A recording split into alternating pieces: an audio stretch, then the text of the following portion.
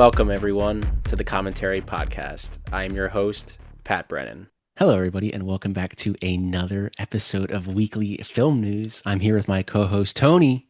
Tony, how's your week been? I am here with my host, Pat Brennan. Pat, it's That's been me. good. It's been a busy week, man. I survived the West Texas ice Yeah, snowstorm. a massive storm that was the entire U.S., but California. It's Got caught 85 up on a degrees lot of here today. movies. You said it's 85 there? That sounds fucking nice. Yeah, it's 85 here today, and I was like, isn't it January? What the hell's going on? I don't We even know got what day caught it up on a is lot of now. movies, though? Yeah, I got caught up on some movies. Got some good stuff going. Going back to the Nice. theater. We have both survived the dog days of January. January, yeah, we have. We're entering February, so some hope on the horizon. Yeah, some hope on the horizon. There's some good movies coming out. Excited to get into all of it with you. Yeah, I guess we can just jump right in to the new releases this week. First up is Send Help, coming from 20th Century Studios, directed by Sam Raimi, starring Rachel McAdams, Dylan O'Brien, and Dennis Haysbert. Now, we're going to be seeing this tomorrow morning. Oh yeah, I totally forgot about that. Tomorrow. Yeah, yeah. Man, I feel like we're gonna sit on this one for a while, probably jump through the next few, but this one's probably like the Yeah, highlight one. Definitely a top contender for knocking whatever's number one right now in the box office off. I think it's Avatar still, honestly. I'm pretty Yeah, sure it's still Avatar. maybe it will, maybe it won't. Yeah, where do you want to start first? Sam Raimi? Yeah, we can start soon. Yeah, I mean it's Raimi, hallmark of horror comedy genre blend. Mm, Do you have any gripes whenever it comes to Sam Raimi films? not really. I guess some people probably have gripes with the most recent Doctor Strange. I don't know if Yeah. that's where you were going with it. Well, I don't have any gripes whenever it comes to like a Raimi Mm, film. I know what I'm in for. But yeah, I yeah. would say like my only gripe was like I wish he would have took a closer look at WandaVision and like, it's Hmm. basically a sequel, Multiverse of Madness, but that's really it. That's the only thing. That's all I can Yeah. think of. But that was at no fault to him. It was my best friend in the whole world, Michael Waldron. Yeah, Raimi really wanted to work with Rachel McAdams again after Multiverse of Madness. Obviously, master of horror. He's produced a lot of horror too. I Hmm. don't know if you can go to IMDb, look at all the films that he's produced. Yeah, I love the comedy he brings to the genre. He's given fans a lot of iconic moments in films and characters. What about you? Any highlights from over the years? Just going to go see a Raimi film? Obviously the OG Spider-Man movies and with Yeah, Toby. heck And yeah. obviously with Evil Dead. I mean, you can't go wrong with Evil Dead. But he does have a 90s movie. I think it came out late 90s called A Simple Plan. It Mm, stars like Billy Bob Thornton and Bill Paxton, and I think they're like robbers. I actually just got the 4K of that recently from Arrow nice. Video. Under very underrated film. He has some movies where it's like I think there's another movie with Kevin Costner called For the Love of the Mm, Game, where he's like a pitcher, and it's like this is a very weird Sam Raimi film. When you think of Sam yeah. Raimi, you think of horror or like superhero stuff, and like Hmm. here's a movie with Kevin Costner like playing baseball. Like, it's like Yeah. kind of out there. But what I do like about the premise of this, it's like a Misery meets Castaway. Just a Hmm. blending of those two movies, and Yeah. I think Rachel McAdams is going to be fucking great in it. I think she's Yeah. going to be fucking great. Over 20 years in the industry, like what a talent. You got Hmm. Mean Girls, Red Eye, Wedding Crashers, Sherlock Hmm. Holmes, The Notebook, The Hot Chick. That's the one I told you about where she swaps bodies with Rob Schneider. Yeah. Fucking Adam Rob Sandler's Schneider. in that movie too. But yeah, she's bringing Kathy Bates vibe to Yeah. Send Hmm. Help, and I mean, who knows? Like leading down, I know that Kathy Bates won an Oscar with Misery. Yeah. Annie in Hmm. Misery, but yeah, it's kind of in that same vibe. With Raimi, I always know there's going to be a Bruce Campbell cameo in some way or some Yeah. form. Where Raimi goes, Danny Elfman follows. Like Yep. that's always Hmm. a good thing. But as you were talking about what you liked about Raimi, I was like, holy shit, did I just realize that I really love Spider-Man because of the horror elements with like Goblin Hmm. and Willem Dafoe? You just know what you're going to go see at the movies. Like it's he asks a lot from these actors. I'm sure he's asked a lot from like Dylan O'Brien and Rachel McAdams. I'm pretty sure that Dylan O'Brien like was in interviews talking about how he had to carry out a limp for like 70% of this film. And that's a lot. That's a lot to bring Hmm. every day, like where you're at with your limp and your Yeah. healing. It's just like a lot of stuff to consider whenever you do a project. But yeah, I'm excited for this one. Yeah, I think Dylan O'Brien is. It's weird to say that he's like a rising star, but he's obviously been around for a long time. Was he in? I think he was in Teen Wolf, or am I getting that Yeah, confused with yeah, he was in something? Teen Wolf. He was like in that like MTV's Yeah, I 2000 remember from Heartthrob. The Maze Runner Yeah, movies he's in, which are actually not. It's not that bad of a trilogy, like the Maze Runner movies. yeah. I was gonna say, and then Dennis Haysbert's from 24. He was the president in 24, the TV show. That's all I was gonna Oh, okay, say. okay.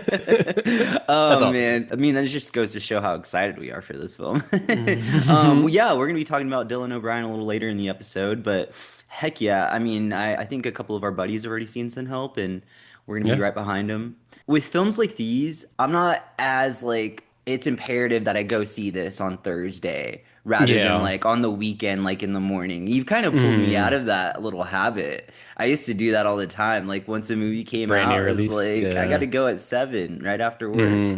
But you kind of Hmm. pulled me out of that, and I enjoy being able to go see it on the weekends. I feel like something about a morning movie. It's great. They hit. They hit hard. Some of our friends have already seen this. They really enjoyed it. It's gotten very decent reviews, very good reviews. I'm pretty sure Avatar is the number one at the box office still because there's Yeah, nothing really else out that's like big, and I think this is gonna dethrone it. So this is gonna be the first top box office of the year for Sam Raimi. So. yeah. Who knows? Hopefully, he makes a tradition of doing these January Hmm. horror comedy films, the dark comedy. Hmm. This era of where we're at in the year, just to put like a pin on like we were at in the calendar for 2025. I think this is when around like Companion came out. Yeah, I And think that so. was Yeah. another good dark comedy horror. I think Hard Eyes was about to come out as well. But yeah, what a good way to start out the year with a Hmm. Raimi horror film.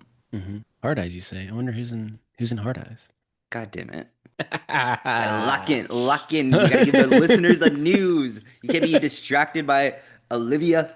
So that brings us to our next release of the week, and that is Shelter, coming from Black Bear Pictures. It is directed by Rick Roman Way, I think that's how you say his last name, starring Jason Statham, Bill Nighy, and Naomi Ackie. Now, I feel Jason Statham I like, but Okay. it's the same movie every single time. Which Okay. that's just his like lane, I guess is the term. Like remember Yeah. after Taken, like Liam Neeson just did that same role over and over and over again. Yeah. I think he's eventually stopped now. But Hmm. I mean, this is just Jason Statham's like the route he's gone, and he's just known as like that January, February release where he's kind of just playing the same character, just different setting. And any thoughts on Shelter?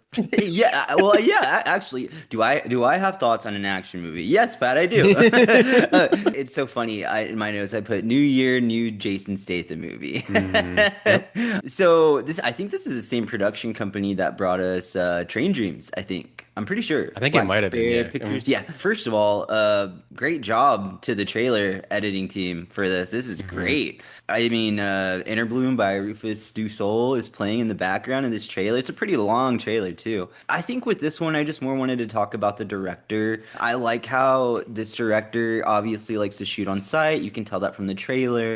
In Mhm. interviews, he's said the same thing. Little soundstage use as possible, and that's very rare in where we're at in the industry right now with how they're making films. It feels old school. I looked up the director. He's actually a stuntman in the 80s, so Nice. he knows a thing or two. I think he would be able to pull out a really good movie out of Statham. Obviously, another highlight in the cast for me is Naomi Ackie, Liddy from Hmm. Sorry Baby. I still need to see Mickey 17. I heard she's great in Hmm. that, but this is not the only film that she is in that we're talking about on this week's film news. So she's a working actor, guys, and taking care of business. I mean, because there's Jason Statham movies that have come out this year, like The Beekeeper, that I've like hit with critics and like it made a lot of money. And Uh-huh. last year, I think he had it was like The Working Man that came around the same time, where it's like, Hmm. oh, he's like a bricklayer, and then he goes and kills people because he can.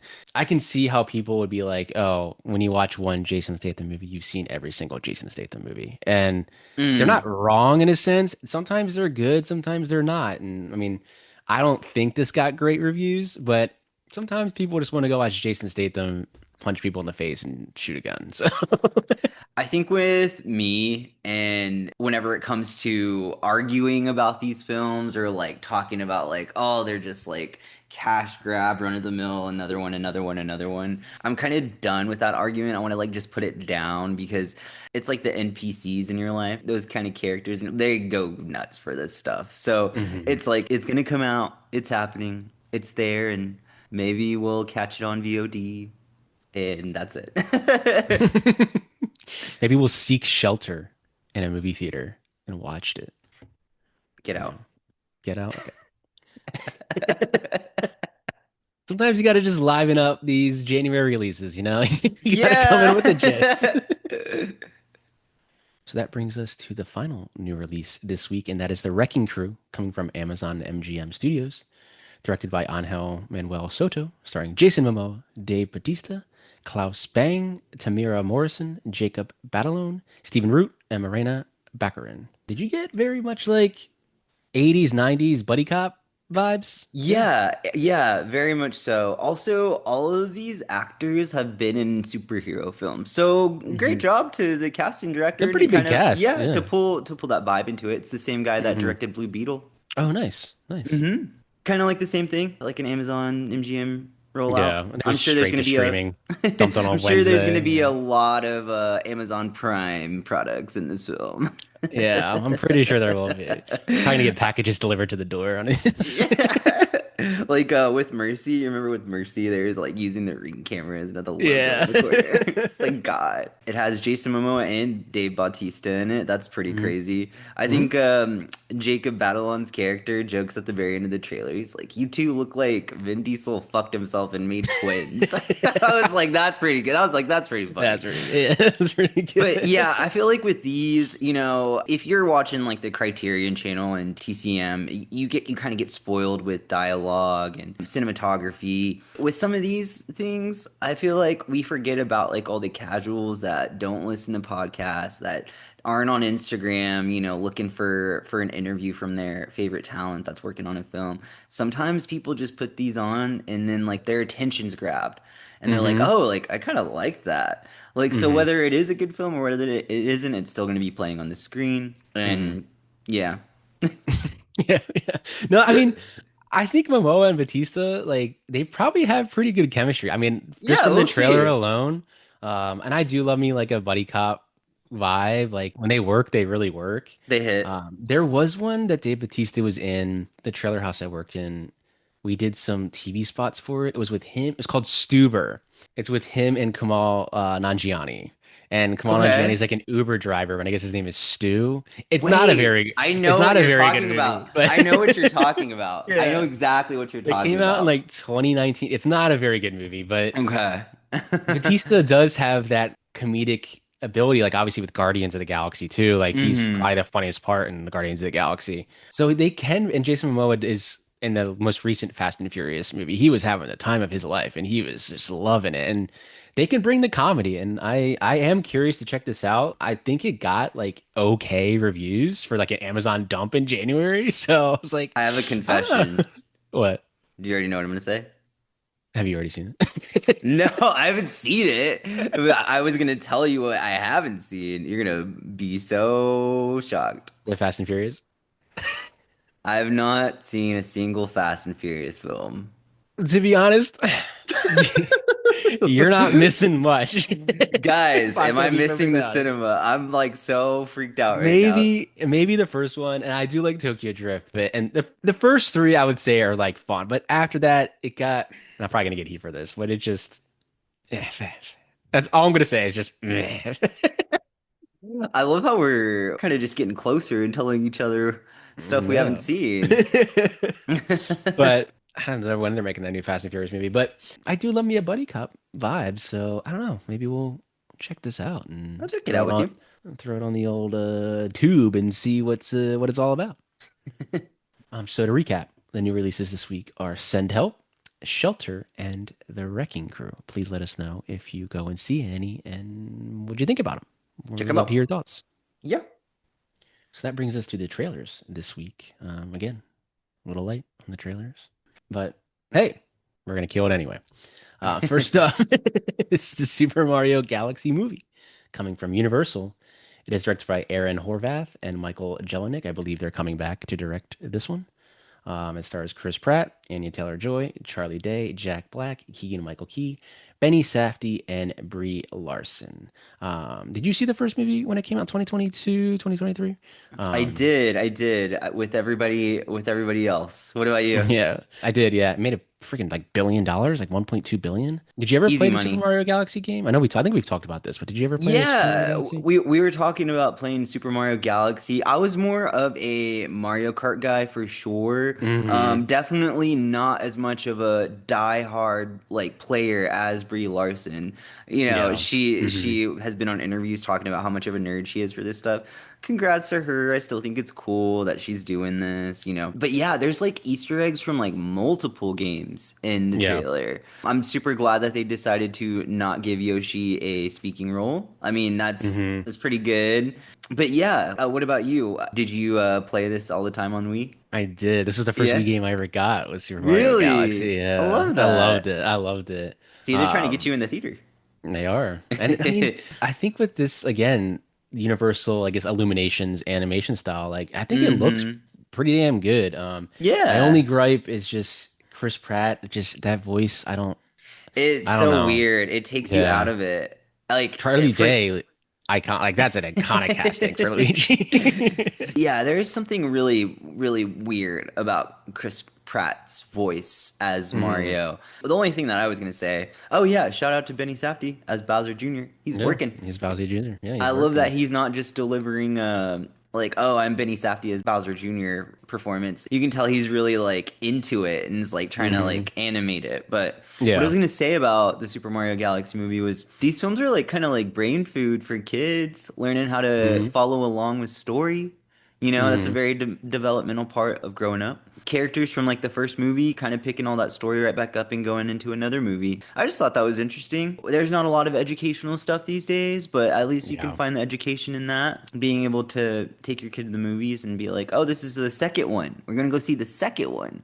And so they Hmm. remember all the stuff from the first one. It's good developmental stuff for the brain, and Hmm. I like that. I mean, it's crazy the longevity of how iconic Mario is as a character. Like, just Mm-hmm. video games from like the 80s and 90s that we grew up playing and still going strong. And this movie's probably tracking to make 1 billion again. Like, and I like that they did a Galaxy movie like immediately after because you can Yeah, basically do anything with it. And it's like, I don't know, yeah. are you gonna see, are they gonna do an MC route and make cameos from other Nintendo characters popping up out of nowhere? I don't know. No, that Maybe would we'll be crazy. see a Zelda pop up Okay, out of now you're nowhere. I blowing don't my fucking mind. know. All right, calm down. But it's good to see Anya Taylor-Joy. I mean, she's doing voice character, but Yeah, yeah. she's coming back to do some stuff. So yeah, I mean, I don't know. I kind of liked the first movie. It wasn't the greatest movie, but I had fun with it. I had fun with it. It was Yeah? a nice little I'm gonna go Mario creep on your movie. letterbox and go see what you rated it. I mean, I have the 4K over there if you really want to creep.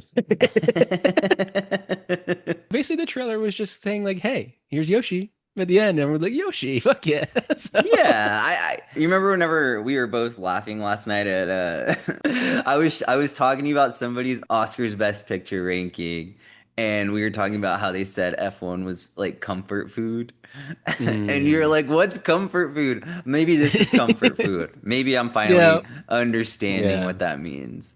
Yeah, I guess it's considered. And I guess F1 is someone's comfort food. I don't know, but I yeah. don't know, man. I I don't don't know what know. the I don't know. I just work here. I don't know what's going on.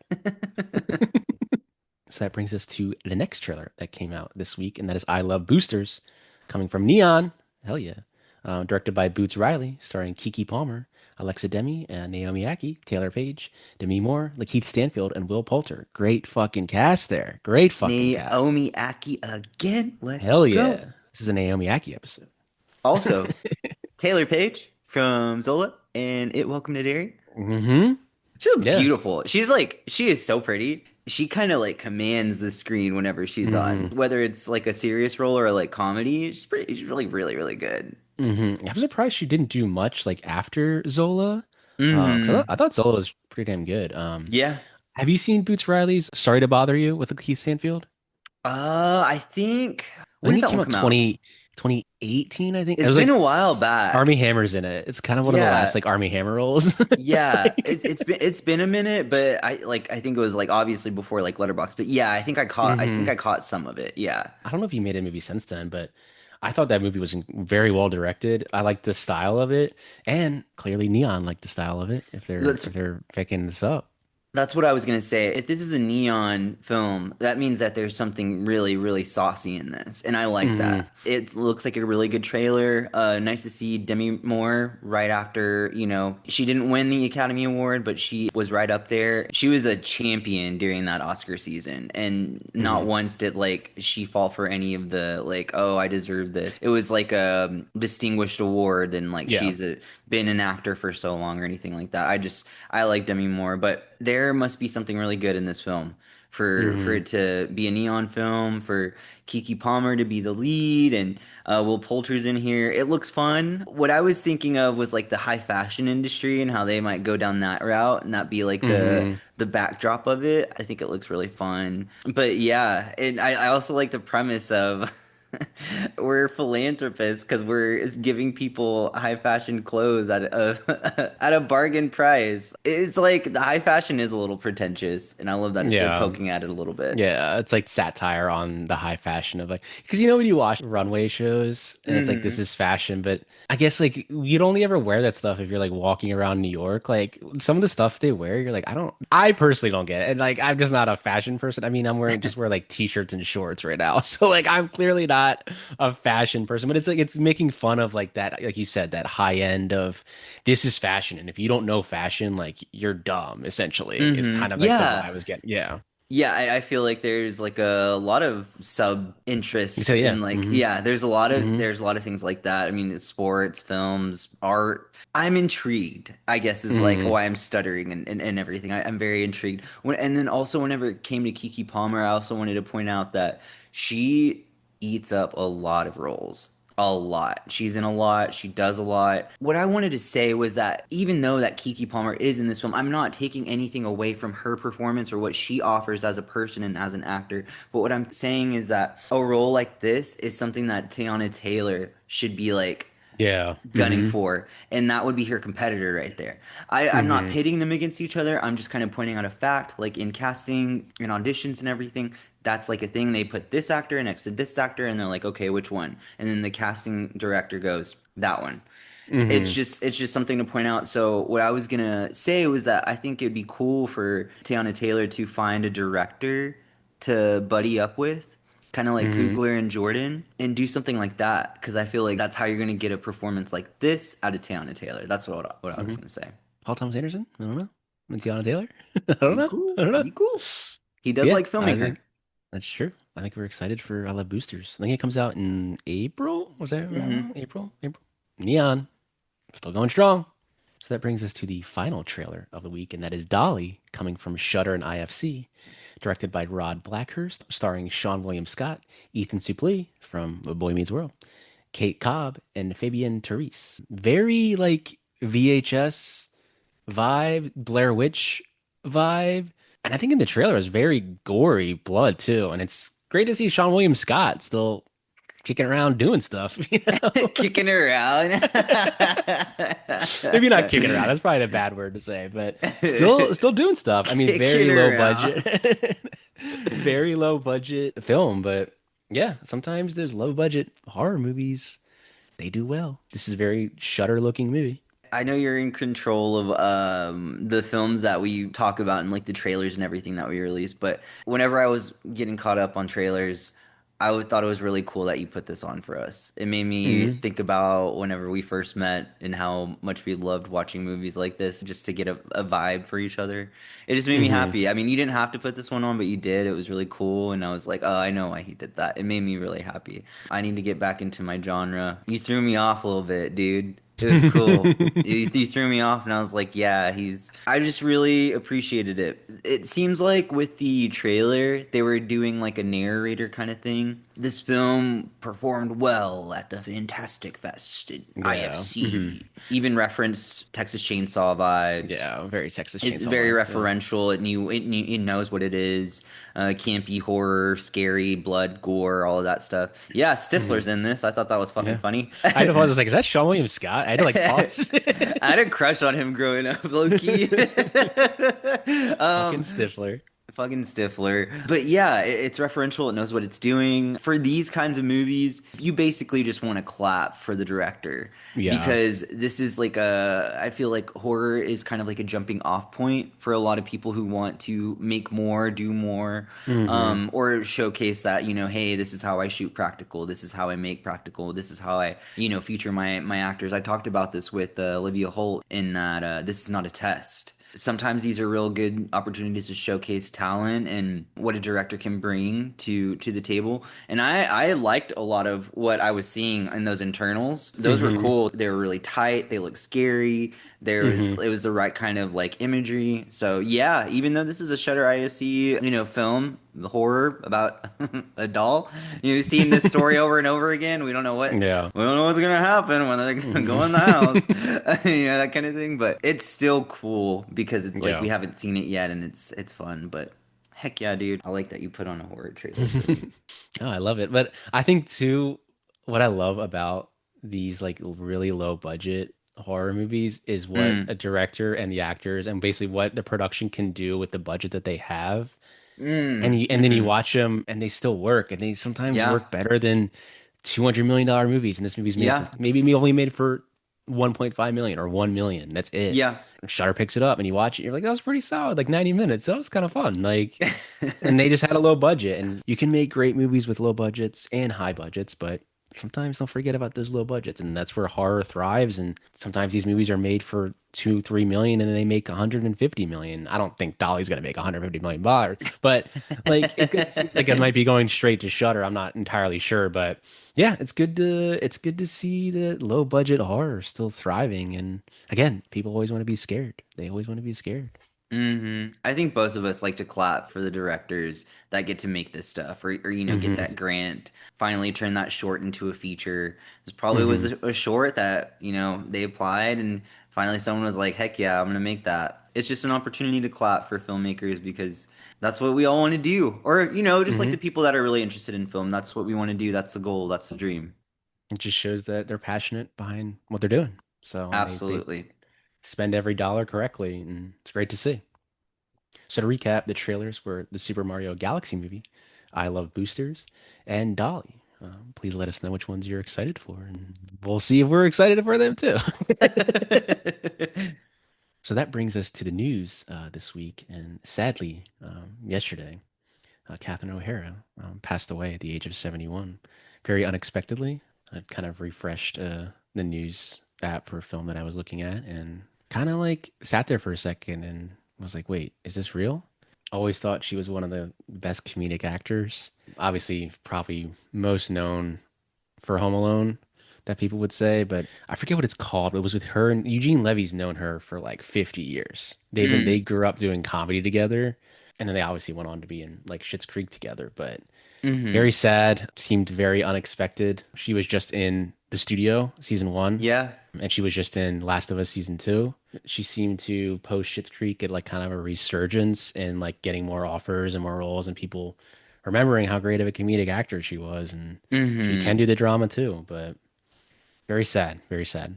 Yeah, I remember texting you like right away after popped open my phone and I saw that and I was like, man, it's gonna be a hard weekend and there's hmm so many iconic roles and she just reminded people that like you don't need to care about how anybody feels about you but you. Like that and in hmm any interview it always alludes to that like kind of message and I love that.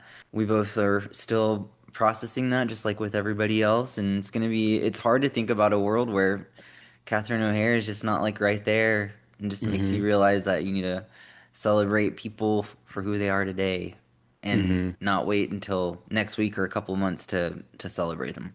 Yeah, I saw Macaulay Culkin post something about it, and I was like, "Oh man, this is gonna be tough to read. This is gonna be tough to Yeah, because so he tough. didn't have a very great role models as parents, Macaulay Culkin, Yeah. and I think."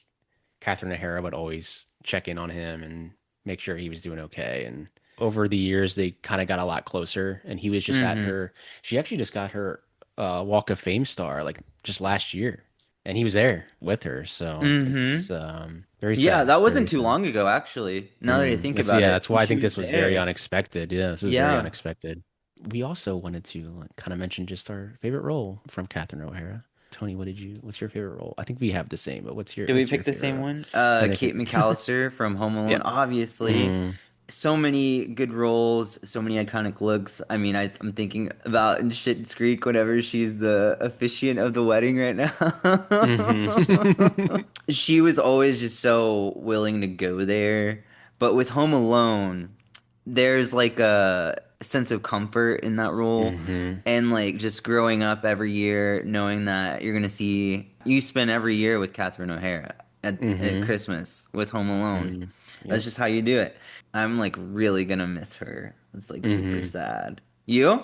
Yeah, I chose Home Alone as well. Obviously, growing up every Christmas. Yeah, I think this Christmas it's gonna be a little, when we put on Home Alone, it's gonna be a little different, and you're gonna be like, "Damn, the great talent lost." But yeah, I also want to recommend Schitt's Creek. She's fantastic in that. All four of the main actors in that won Emmys for those roles. And highly recommend it. Very not underrated, but I feel like it's not as well a scene as like The Office or like Parks and Rec. But I mean, it could be. I don't know, not entirely sure. But she's fantastic in it, and it's a sad loss. And rest in peace to one of the great comedic actors of all time. So that brings us to our next piece of news this week, and that is Neon is in talks to acquire Adrian Chirella. Hopefully, that's how you say his last name. Adrian Chirella's horror film Leviticus. Now, I know you were Mm-hmm. really excited for this film, so Yeah, yeah. yeah. I kind of had a good feeling about it, and hmm I hope Neon snags the movie. If our listeners forgot about this one, Leviticus, it's a teen in a devout remote community who falls for Ryan, and it has the actors' names Joe Bird and Stacey Clausen. When outed, they are subjected to a violent conversion therapy ritual, hmm unleashing a supernatural entity that haunts them by mimicking the person they desire most. That sounds crazy. And I like hmm it. I like it. I like that some good Australian queer horror is getting bought by Neon Foreign Film. I mean, hmm it's right up their alley. Horror, foreign, something that typically wouldn't be looked at by one of the studios here in the US. But Neon always pushes the envelope, and I like it. Yeah, it just seems like Neon is really establishing themselves as, and not like a big studio, but they are on par with A24 when it comes to like when you see that logo coming up, Neon, like they're coming and they're working hard to establish Mm-hmm. themselves as we can be in the batting order with A24 and all of these other smaller studio, not like Mm-hmm. a Warner Brothers and Disney, but we can be in that batting order of we're there too. And we've won Best Picture and we have a lot of films nominated for the Academy Awards this year and we're going to keep going strong and we're not going to falter from whether it's foreign films, horror, Anora, we're going everywhere, and it's great to see. That's what I was gonna say too. That there is a statement that's hmm like Neon is trying to make is like that we aren't afraid to tell stories, and I like hmm that. I'm not talking shit about other studios right now or other distributors. What I'm trying to say is that Neon is really focused on the story and the characters, regardless of hmm what region they're from, regardless of what the story is.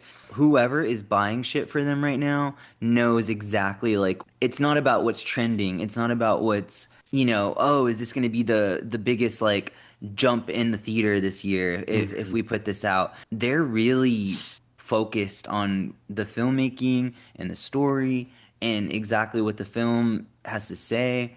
They're just really, really fucking smart, and they're on fire right now. There is like a little bit of apprehension whenever I do approach like A24 films now, just because they do feel a little bit milky compared to this protein that Neon is putting out. This is protein. Kind of some of the stuff that I saw last year was kind of like eye candy. I Yeah. need protein. I like hmm protein films, like The Secret Agent. hmm There's more stuff. I'm not the more that I think about it. Neon might be my favorite distributor right now. It might be mine too. It might be mine. So we were speaking about Dylan O'Brien earlier, actually, Pat. So he spoke to the Hollywood Reporter about social media impacting his acting career. I got a quote for you, and I'll just kind of see what you think about it. I can't tell you how many times I've been complained to about not having an Instagram, and that's coming from people who truly have the power to build awareness. It's like a slap in the face. It's literally telling me they're not going to spend the money. It's hard not to have your moments of feeling responsible, even ridiculous moments when you're like, should I have gotten an Instagram?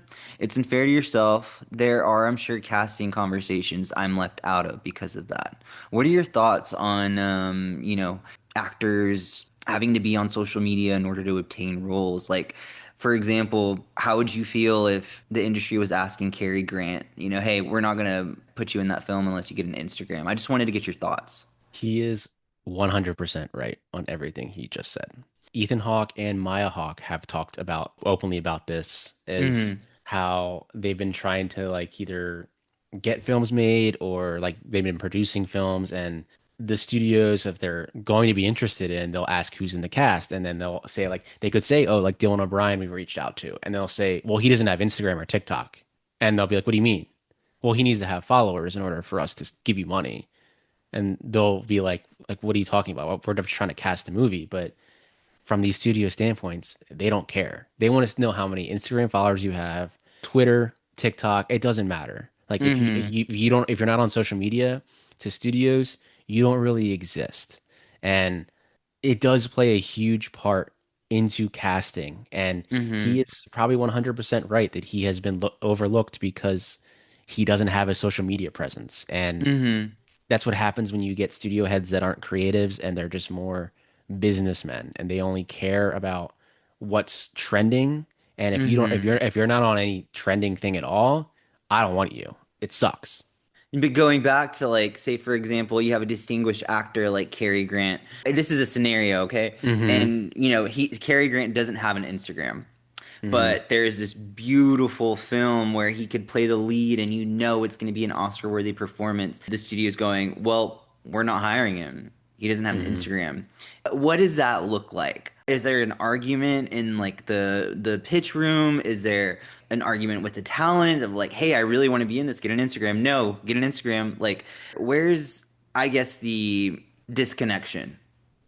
Where I is think it? Is it's it from the audience or is it from the talent or is it from the studio? I think it's from the studio to the talent, because I think audiences don't really care how many Instagram followers you have. Hmm. And I think I don't remember off the top of my head, but there was an actor in the last like year that said that they kind of forced themselves to get an Instagram because the studio told me to. And Yeah. then I got it, and they were like, I don't care. Like, I just don't care about this. Like, I just don't Hmm. care. There could be pushback. I think it also depends on, like, say if Cary Grant wasn't Cary Grant, but he was like a good actor and people knew who he was, but he wasn't like a massive Hmm. star. I think the difference is like Leonardo DiCaprio does have social media, but like rarely posts. Like if you Hmm. have a big actor, like I guess Timothy Chalamet, like he doesn't really post that much. He just does a lot of social stuff. I don't think he really posts himself. Like Marketing. if you have an actor that's that big, yeah, I think the studio would be like, that's fine. They're already an established name. But if you're like a Dylan O'Brien, like people will be like, I've seen that guy before. He's a good actor, but he's not on social media. So therefore, the studio is like, I need a bigger presence in the marketing world in order for us to make this movie. I don't care if they can act or not. And that's kind of where the studios are leaning now. And that's why he's not wrong in what he's saying. Like he's probably been passed over because I don't have a damn Instagram. I'm gonna take a stab at why he maybe doesn't. I do remember during the Teen Wolf like era, him like not specifically him, but I remember people are just really disrespectful on social media. And like they will Hmm. say like the one thing that you do not want them to say when it comes to your look or your appearance or how hot you are, how sexy you are, like create all these like really weird like fan fiction stuff from the franchise you're in. Looking at that all day, I'm sure some people just don't want to do that. And then Yeah. you do have your talent that does want to do that. You have your Hmm. talent that's like totally wanting to be in the limelight and can handle like the entire world wanting to see you naked or whatever. But some of these really good actors, they don't want to do that, and it sucks. Hmm. It's just the thing that these actors have to navigate, and I'm sure his team is telling him that maybe you should get social media, and he's just like, no, I don't want it. And sometimes they do have social media, and it's just very private, and they just only want to talk to people that they know and interact with. Hmm. But it kind of steers studios to who their main thing is just marketing and how, like, if this person doesn't have a presence, why are they in this movie? And it's sad. It's not about creative anymore. It's just about numbers. So our next piece of news is that Taika Waititi has said his next feature, Claire in the Sun, will be debuting next year with a potential run in festivals. So maybe a Sundance, maybe early Sundance next Possibly. year. It's based on the acclaimed novel and it stars Jenna Ortega as the lead. She's an artificial friend designed to provide companionship. I actually think I do own this book. I think I got Really? it in a buy two get one free, and I Uh-huh. was like, yeah, I picked it up, and I had no idea that it was going to be starring Jenna Ortega in a year. I think they already filmed this like a while ago too, which is very weird. It's taking very long to come out.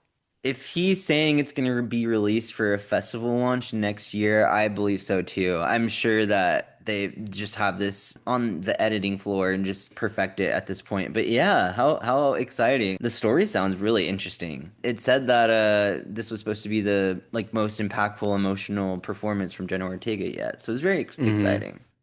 Yeah, it's nice to see her like doing indie stuff post like Mm-hmm. Wednesday and Beetlejuice, and she just had a Yeah, film at Sundance, and the it's Gallerist. nice to see, yeah. And Taika Waititi, I know he kind of, I think some people have like kind of faltered on him a little bit. I think they think he kind of like sold out a little bit to Mm-hmm. Hollywood. I thought this was a studio project, but I guess it wasn't. I think he's just funding themselves, and no big distributor has picked it up yet. I think a Yeah. distributor will pick it up with the name Jenna Ortega on it and Oh Taika yeah. Waititi.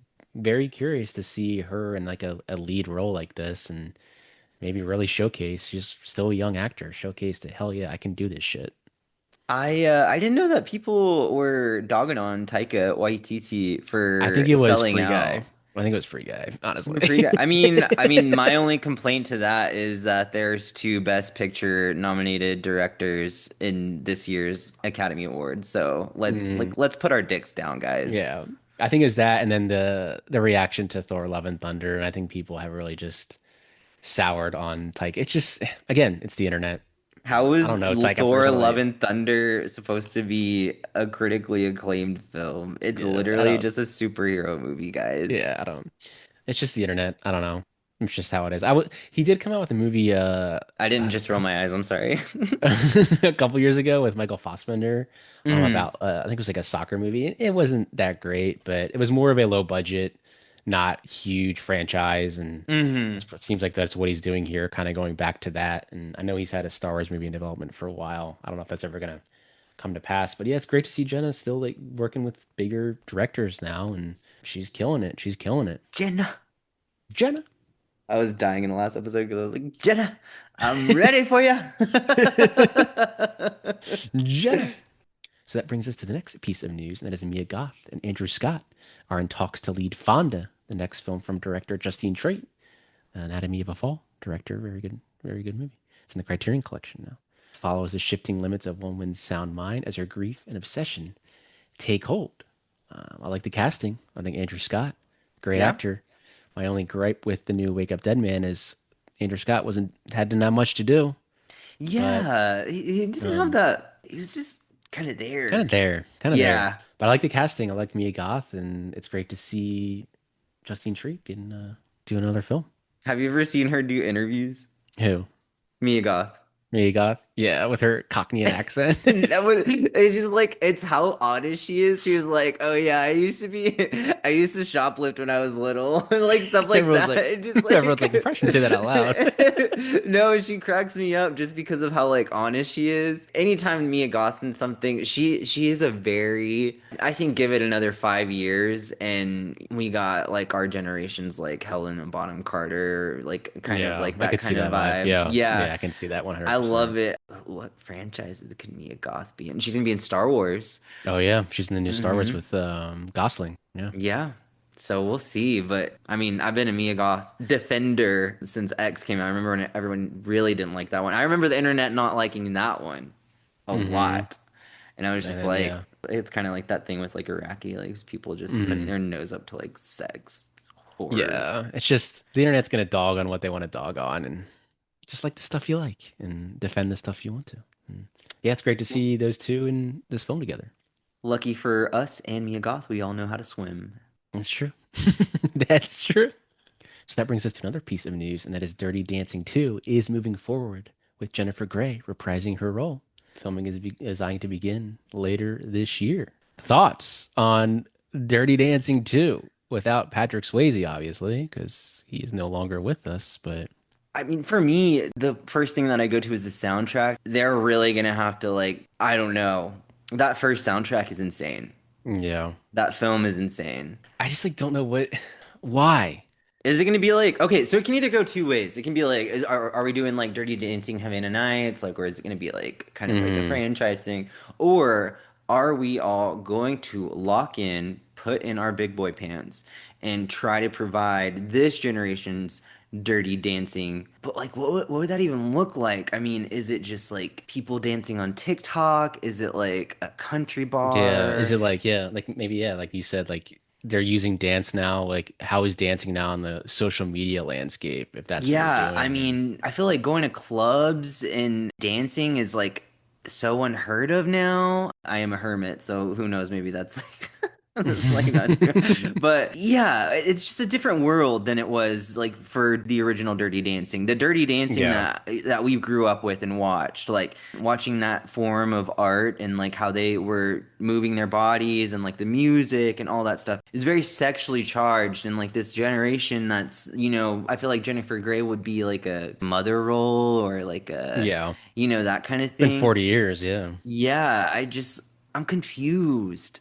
I'm Yeah. confused. I don't know. Yeah. It's Maybe I'm like being lame. we're both like confused and also why. I don't, but I mean, I guess it's like kind of like when we go back to like Toy Story 5, like you can incorporate the aspects of technology and how people Hmm. dance now on TikTok and Instagram, and that's just how they get noticed, and maybe that's what they're going for. I don't know. Obviously, they haven't.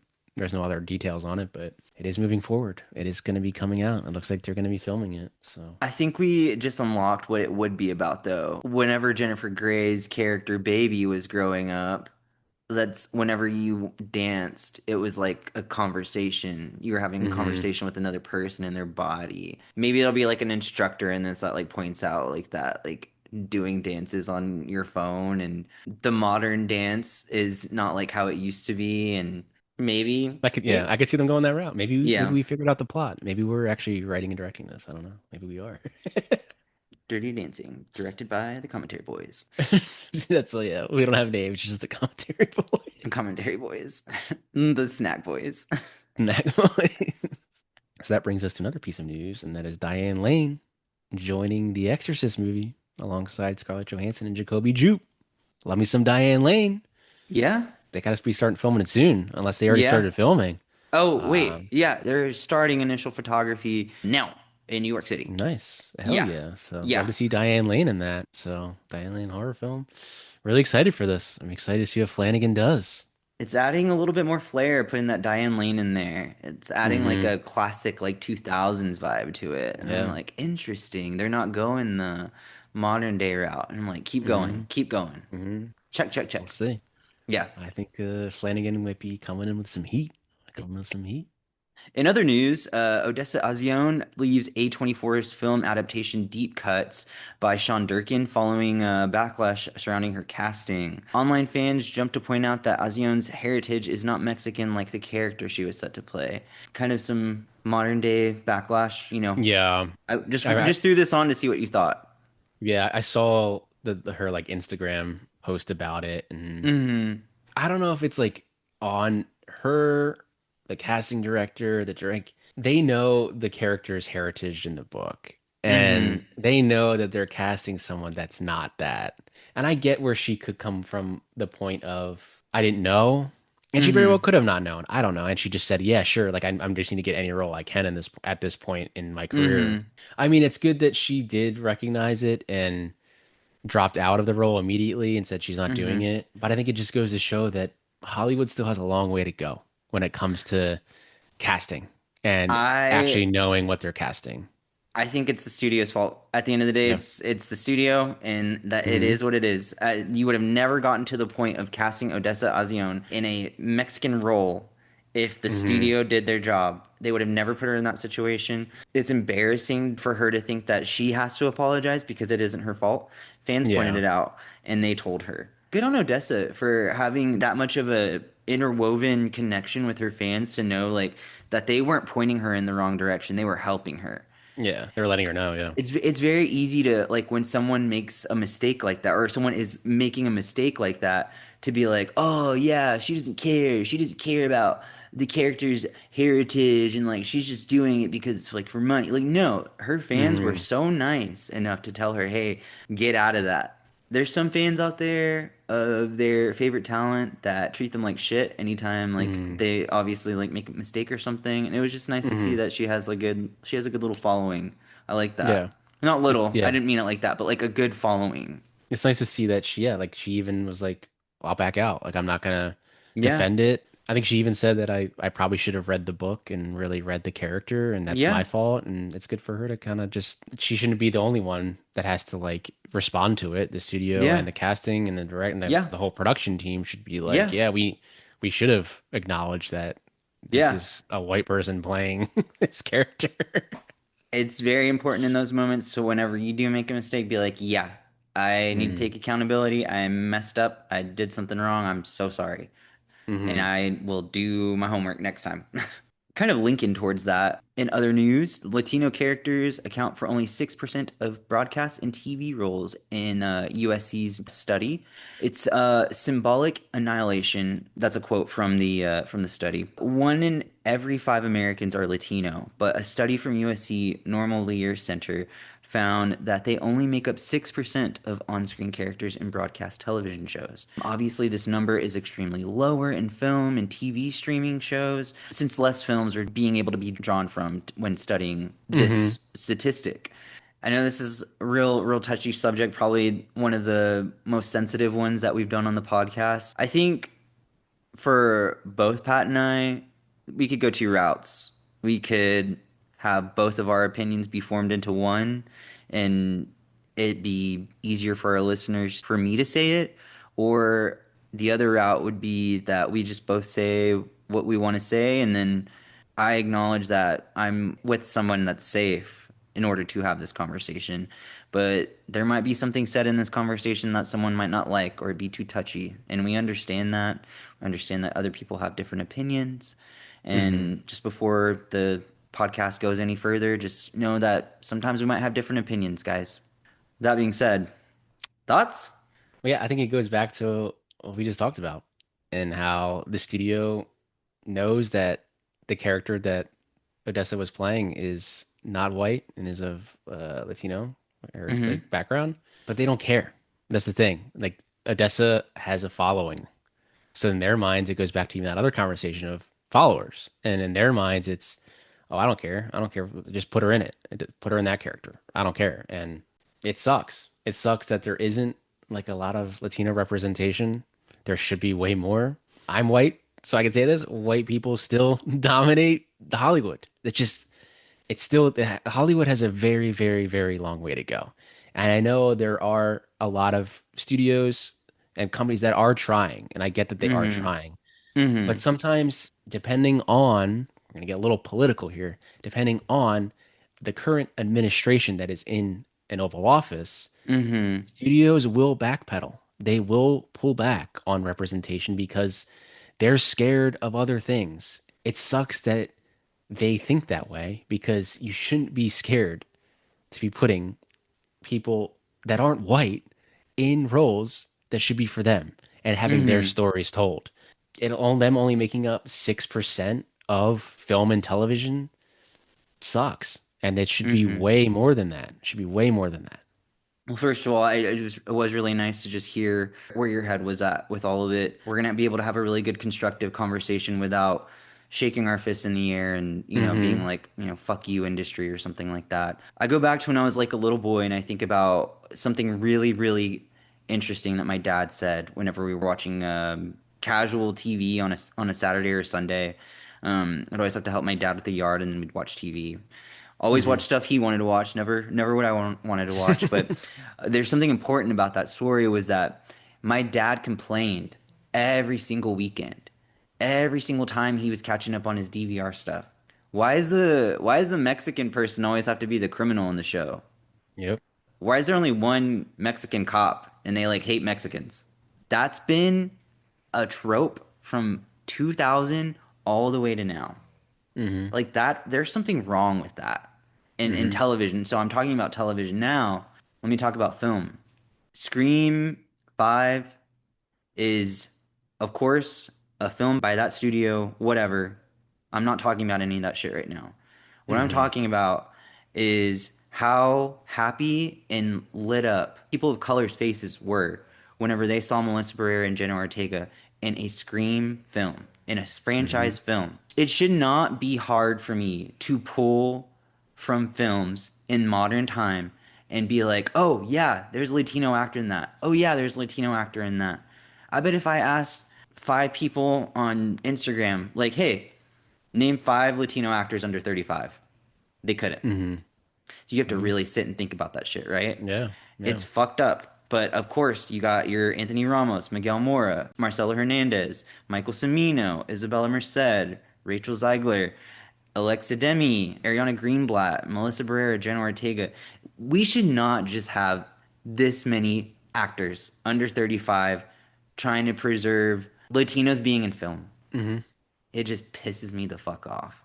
And I think And that's like yeah. the beauty of cinema in general Mm-hmm. is you're supposed to be able to watch other movies and see other people's stories that aren't yours sometimes. And Mm-hmm. obviously people do draw they draw connections into their own life when they watch stuff, and that's just like kind of Mm-hmm. what movies are too. But like you said, growing up, like you didn't see that representation. You just saw the representation you saw was there's one Mexican cop and he hates they're all drug lords, or Yeah, they're all when the same. when when I you get what when you're you saying. go to when you go to like Mexico or something, like somehow now the sky is all tinted. I don't know why Mm-hmm. it's tinted, but it's like that's how Yep. you know. Like, and I always think that like watching movies from other perspectives and cultures that aren't mine are the ones that impact the most, because you see other people have different opinions and lifestyles Mm-hmm. that just you don't live. And that's the beauty of cinema, is to be able to see those stories being told. And a lot of times they aren't told. And like you said, you only put like a handful of actors under 35. And me personally, I probably couldn't name off the top of my head anyone else. Like it's Mm-hmm. sad that there isn't Yeah, that much. exactly. That's we And just named we them all. have quadruple the amount of white actors of Mm-hmm. that same age that you can name. And Yeah. it's really sad. And there should be way more representation. Absolutely. And we can put a pin in all this. Of course, you and I could go forever. I feel like we do. Sometimes we probably talk Too much. like for 4 hours. No, no, never too much. I love talking about all this stuff with you, but this is our way of continuing to do what we do, but also show that we are in solidarity with all the stuff that has been going on recently. And it's about the stuff that we care about. So Mhm. anything's taken away from this final bit of news on film news with the commentary boys was just letting our listeners know that we see what's going on too. Mhm. So that brings us to our last piece of like news. Yeah, big news. I was at the BAFTA nominations came out. We just wanted to highlight a couple of the categories. First up, there's Best Film with Hamnet, Marty Supreme, One Battle After Another, Sentimental Value, and Sinners. Pretty much five that are probably competing for that Oscar. Yeah, good job, BAFTAs. Yeah. A lot of times the BAFTAs and Oscar nominations like really overlap, but then Mm-hmm. with BAFTAs they'll kind of randomly always throw in a random British like film, and you're like, okay, yeah, sure. Like, That is one but thing that I really appreciate about the British culture is it yeah. is very like it's funny. It's like I mean, there's best film, so you're doing best film. I'm about to tell our listeners outstanding British film. Yeah. And that is important. That is an important part of, Hmm. culture is that, these are worldwide films. Now, here's what our culture had to offer to world film, you know? So Hmm. for outstanding British film, you got 28 Years Later, The Battle of Wallace Island, Bridget Jones, Mad About the Boy, Die My Love, H is for Hawk, Hamnet, I Swear, Mr. Burton, Pillion. That's awesome. I mean, Hmm those are a lot of films to be able to contribute to world cinema. Yeah, it's I like to have their own category too. Like we'll have our own. This is our own best picture. This is our Outstanding own British best. film. This is our yeah. This is our own best picture. But yeah, and then like we like the director category. Like I don't know how many you're allowed to have. I think you're allowed to Yeah. have six nominate, Okay. or honestly, I think they can just nominate how many ever they want. Honestly, um, I don't really know how BAFTAs work. I'm not a very well versed in the BAFTA awards. Yeah. But even he had Lanthimos here for Begonia, Chloe Zhao for Hamnet, Safdie for Supreme, PTA for One Battle, Sentimental Value had Joachim Trier, and then you had obviously Ryan Coogler for Sinners. Kind of the same nominations, obviously not Lanthimos for Begonia. I think British people love Yorgos, so he's just always going to be in there. But yeah, they kind of fell the same way as the Academy did. They did even Safdie here. You see a lot of overlap in a lot of these categories, and sometimes you have winners from here that will win here, but then they will not win at the Academy Awards. That's true. What I like about it is that we all seem to have like the same vibe of like what we liked from the year. Like seeing Sinners Hmm here is cool. Begonia. We all have like a general adoration for these films and they're still here. So Pillion actually got an outstanding debut from a British writer nomination. He's actually the writer and director of Pillion. His name is Harry Lighton. I think it was that one, and then also outstanding British film. But that's really Yeah. awesome. You know, good for hmm him. That film hasn't released yet here in the States. It's going to be next week, but I'm excited. The next category is original screenplay. The nominations were I Swear, Marty Supreme, The Secret Agent, Sentimental Value, and Sinners. Man, nice, nice to see Secret Agent Brazilian film being hmm celebrated at the BAFTAs. It's very cool. See, that's where they sneak in their British films, I swear. And then you got Same with your the next adapt. category. Same with the next category. You got your adapted as well. You got the Battle of Wallace Island, Mhm. Begonia's here. Let's see what else. Hamnet, One Battle After Another, and Pillion. These are great. I mean, they Yeah. seem to be focused on the right things. Yeah, see again, they snuck in their Battle of Wallace Island and Now that you pointed that out, I'm gonna be laughing the rest of this time. it's great. It's great. I love it. It's great. It's great.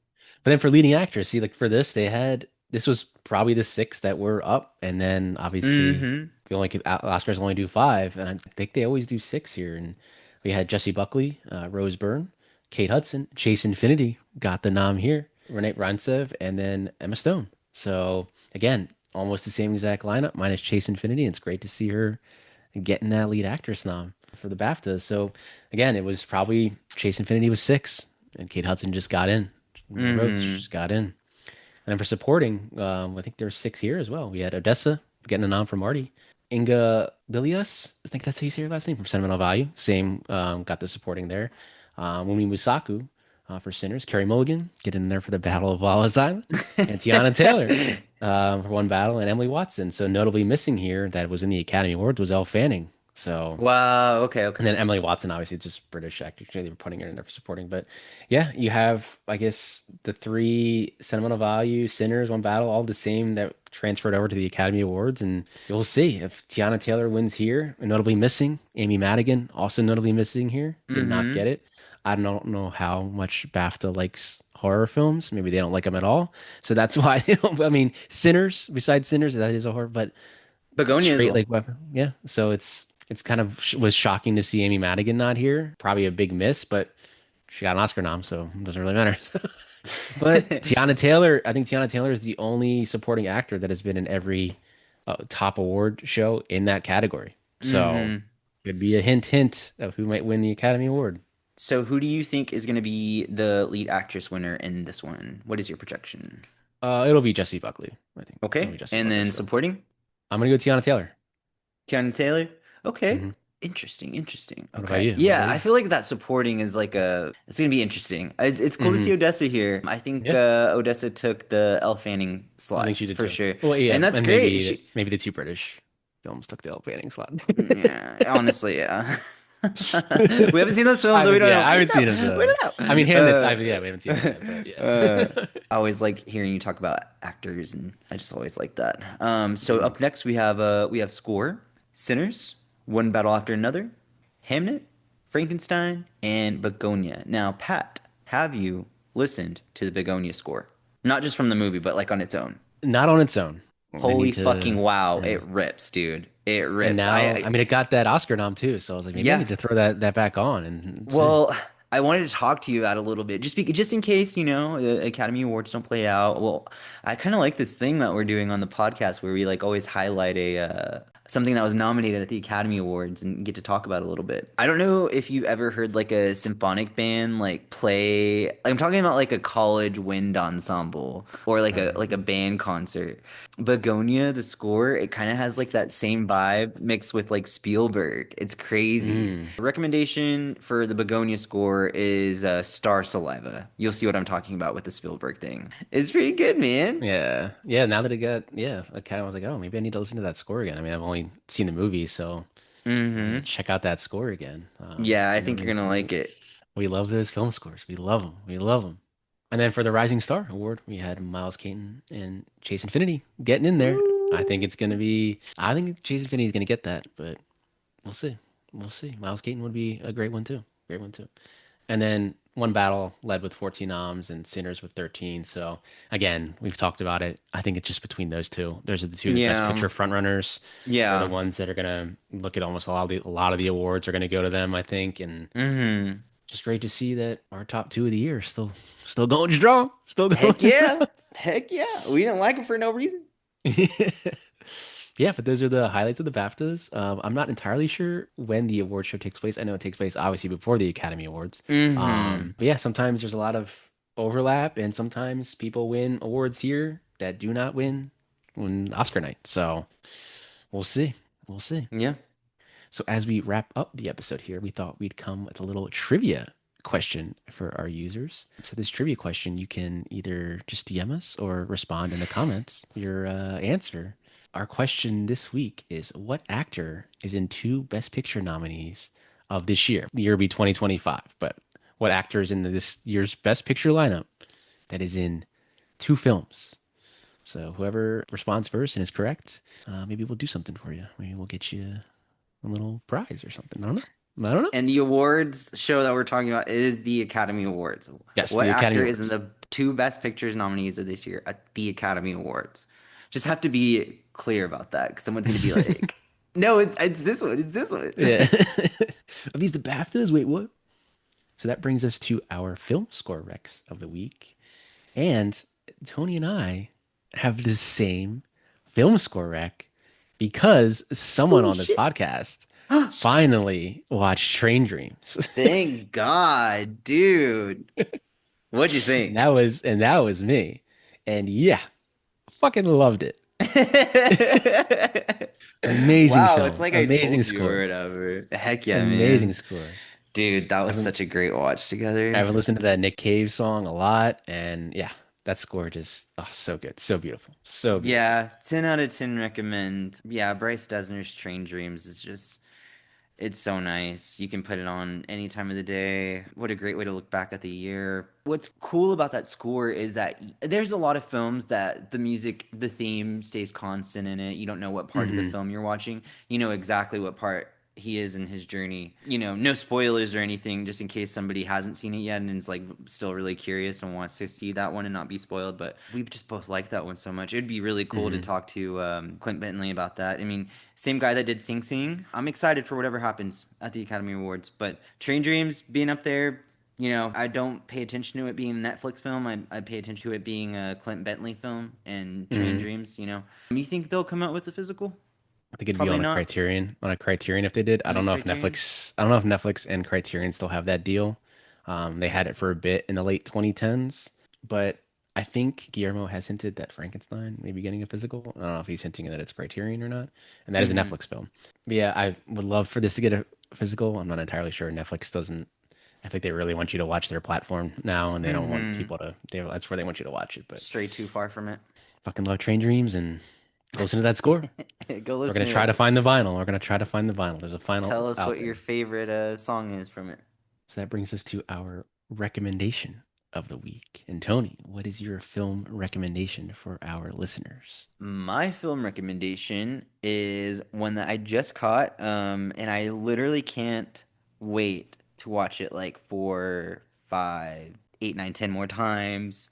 There was just so much going on in it that I have to like experience all over again. Even thinking about it right now, I'm just like, dang, I need to see that movie again. It's Boogie Nights, directed by Paul Thomas Anderson. Caught this one very late in life. I don't know if it was just hidden for me or if I just didn't know about it or what it was. But yeah, I just remember nobody would like want to have a conversation about Boogie Nights whenever, Hmm.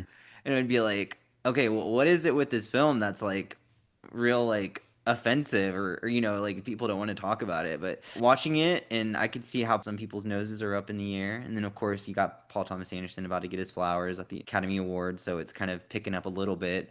I was very surprised by how much I enjoyed that film, very very surprised. And all I'm gonna say is people think it's an adult film or a film about the adult film industry. I don't know if it is or it isn't, but I know my answer. I know what it's about. What Hmm. about you? What's your recommendation? Great wreck, Boogie Nights, great wreck. My recommendation is True Grit, the 2010 version, not the late 60s version. And it's directed by the Coen brothers. I love this film a lot. I put it on a lot. And where in the living hell is the 4K for this film? There's not a 4K for it There's yet? not a 4K. There is a Blu-ray that came out in like 2010 or 11, and that is it. Who are the distributors? I believe it is Paramount is the distributor. I'm gonna go to the Ellisons and be like, hey, give me the fucking 4K right now, you So I motherfuckers. don't know. Hopefully there one day will be a 4K. I mean, actually the Blu-ray I have does look pretty damn good, but I think it's one of the best Westerns this century. It was nominated for Academy Awards, Best Picture. Haley Steinfeld got an Academy Award nomination for this. Bringing it back to Sinners. Highly recommend True Grit if you haven't seen it. It's a great Western. Hey, Great that's Western. a great rec. You know who else is in that movie? Yep. Donald Gleason. Donald Gleason. Yep. Yep. And a great score by Carter Burwell. And a Fantastic score. great Fantastic score. score.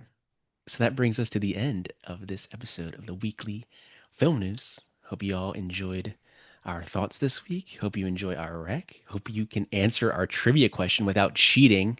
Yeah, no Because you can, cheating. no cheating. Tony, any last thoughts this week about film, the film news? It's about to be a really exciting month. I'm Mm-hmm. I'm really looking forward to February. I'm looking forward to all the movies together. I mean, it's like that thing I said in the episode. Like, I love doing this, and I love everything that we work on together. But I do get imposter syndrome a lot. I just want to thank our listeners who encourage us to keep going. The kind messages through the week just to keep on going, even though I'm uncomfortable. I get uncomfortable sometimes. I feel like Mm-hmm. my stamp of approval does not carry as much weight as yours, and that's okay. It's like I said with the thing with Mia Goth. Like I know how to swim, Mm-hmm. and I have navigate hard things and people for a living every day. And also, just being a film fan, I feel like you have to be able to swim in order to be a film fan because you have to defend what makes you happy and pronounce to the world what you like. But I'm able to do that. Yeah, I'm gonna keep going and doing this with you, and I love being able to get into these conversations. And I'm just thankful to have a friend to watch movies with. You? Your stamp of approval means a lot. It does mean a Oh, lot. well, thanks, man. It's I'm the just to same. you. I But love having I, these conversations. So, yeah. yeah, they're great. They're great. It's something again. We say this at the end of every episode, but we look forward to this every single week, and it's great. And we love our listeners, and we're gonna start doing some stuff for our listeners. And hey, if you answer this trivia question correctly, who knows? You could be winning $1 million. I don't know. You could be winning $1 million. You never know unless you answer the question. Can we put a disclosure at the end of this episode? You're gonna like have someone think they're gonna win $1 million. I said it could be. I didn't say it would be. I said it could It's gonna be a $5 gift card to Arby's. be. But we just want to thank you once again for listening to this episode. Thank We you hope you all guys. have a great week. New movies are coming soon, and we just want to thank you. And hey, go watch a fucking movie. Hey, go watch a fucking movie.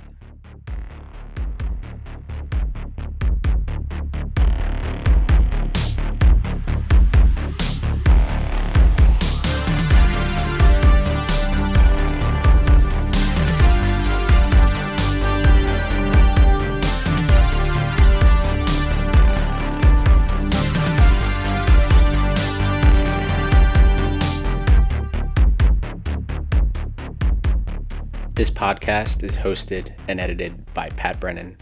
That's me, with intro and closing music by Patrick Baxter.